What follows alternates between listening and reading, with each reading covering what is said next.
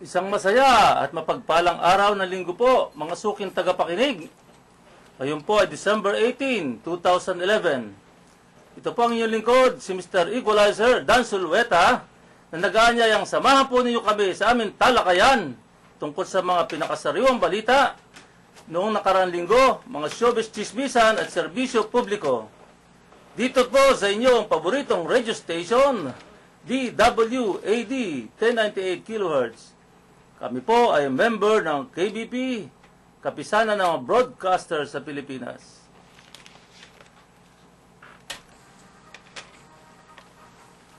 At pakikilala ko po uli ang aking partner at katoto. As usual, ayan, habulin po ng mga chicks. Idol namin to ni Engineer Willie Wan eh. Batikang kolumnista ng mga tabloid, Mr. Katoto Paski Natividad. Maraming salamat, Katotong Dan. Alam niyo po itong si Katotong Dan, isa rin nating matagal ng kapanalig sa ating kapatiran sa hanap buhay bilang broadcaster at kolumnista ng mga pahayagan. Isa rin po siyang iniidolo ko sa mga ginagawa ko sa kanya. Kaya mga katoto, sana'y naintindihan niyo yung sinasabi ko. Double meaning yung para. Katoto, sana'y lagi niyo kaming subaybayan tuwing linggo. Alas 4 hanggang alas 5 ng hapon dito sa DWAD 1098 kHz. At laging ito ng inyong talapihitan sa aming himpilang ito. At malayang makinig sa programang Talakayang Pinoy. Okay. Salamat, partner. Kaya mga kababayan, dyan lang po kayo. At patuloy tumutok dito sa Talakayang Pinoy! At mapapanood nyo rin po kami sa YouTube, sa care of Mr. Neil Maglas, ang Dan Sulweta, Talakayang Pinoy.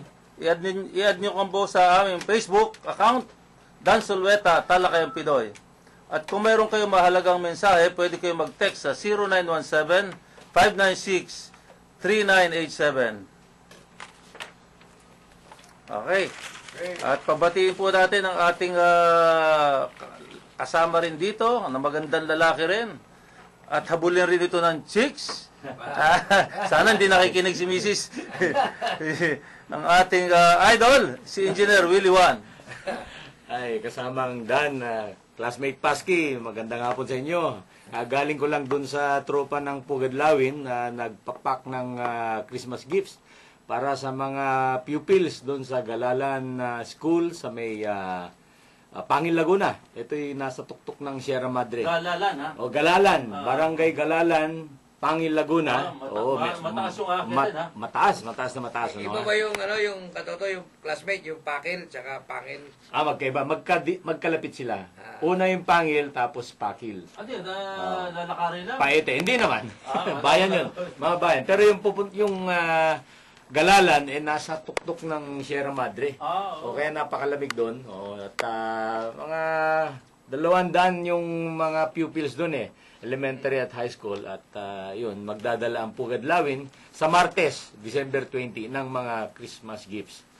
Ayun, magandang hapon sa inyong lahat ng tagapakinig. Wala po yung ating magandang lalaki rin, si Henry Samaniego, si June Carlos. Magandang hapon sa inyo, Henry at June. No? Baka may Christmas party sila. Baka. Okay. Grabe ang traffic sa mga nakarang... Neil, Hello. Neil, bumati ka muna. Baka mayroon kang gusto kang i-plug. Ito siguro. Good afternoon mga tagapakinig at salamat sa mga nag-add sa amin sa Dan Sulweta Talakayang Pinoy. Ano natin yan? Friends natin, magandang hapon at magandang hapon din dun sa mga nag-add sa Song Hits at Chikahan na Facebook account. Pakita natin dito sa camera. Ayan, ayan. Yung iyong,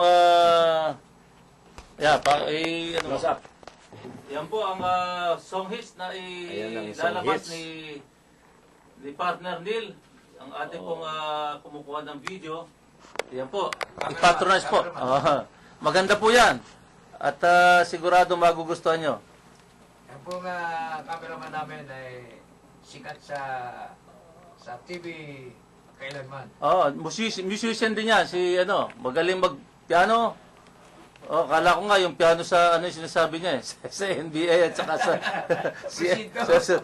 yung pala talagang magaling na pianista pala ito. At saka chess. Magaling din pala sa chess. Oo. Kaya ang daming talent ditong ating partner na si Neil. Ano yan? Aming cameraman. Expose natin yan. Naalala ko baka talunin natin yung mga ibang channel dahil ang cameraman natin magaling. Dapat lang. Okay, bumati muna tayo ha.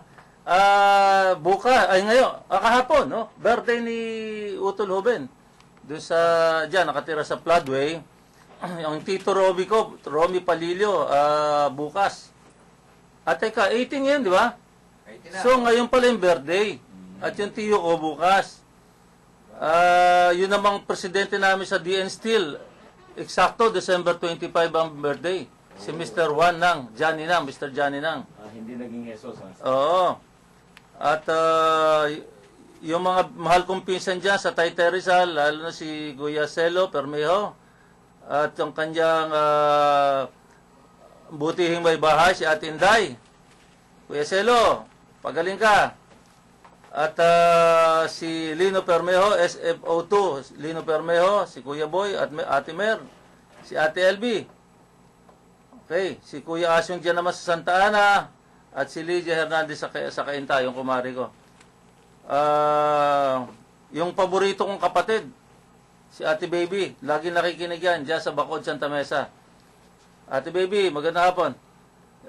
Yung mga batchmates ko sa Elpidio Quirino High School, batch 74, may reunion tayo sa December 30, ha? Doon sa residence ni Ramses Arojado. Sana makarating kayo. Yung mga section 1, batch 74. Hindi ba lahat ng section? Hindi. Dalawang section lang. Batch section 2 and section 1. Ayun lang ang preparasyon ng handaan. Yun lang yun ang medyo close ngayon eh. Pero pinalalawak namin yung yung batch, no. Hindi naman row 4. Hindi. Row 1, Pero nasa may dulo, sa may tabi ng basurahan.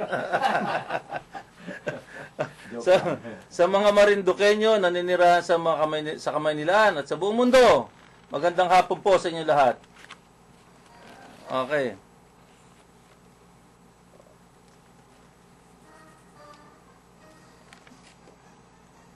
Mamaya. Okay. Isang linggo na lang pala, no? At Pasko na. So, linggo na. Sa linggo na, Eksakto, nandito tayo sa linggo. Kayo ba papasok? Siyempre.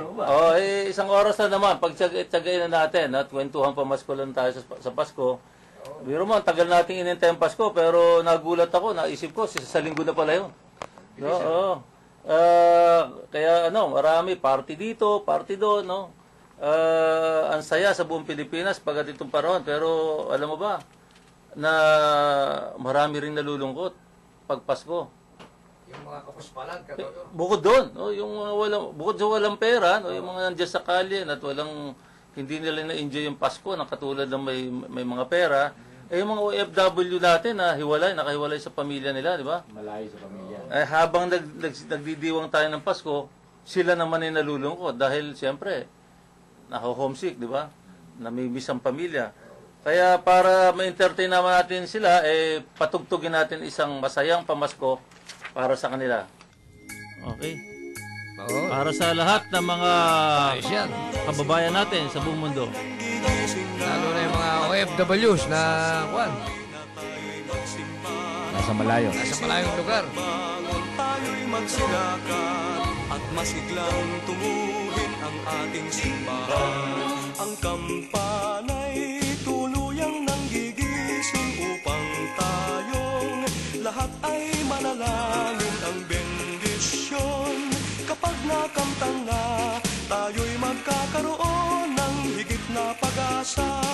Kinagis ng simbang gabi, wag nating limutin, pagkat tayo'y may tungkulin sa pananalangin. Ang kampana ng simbahan ay nanggigising na, tayong lahat manalangin habang nagsisimba. Ang kampana'y tuluyang nanggigising upang tayong lahat ay manalangin. Ang bendisyon kapag nakamtan na, tayo'y magkakaroon ng higit na pag-asa.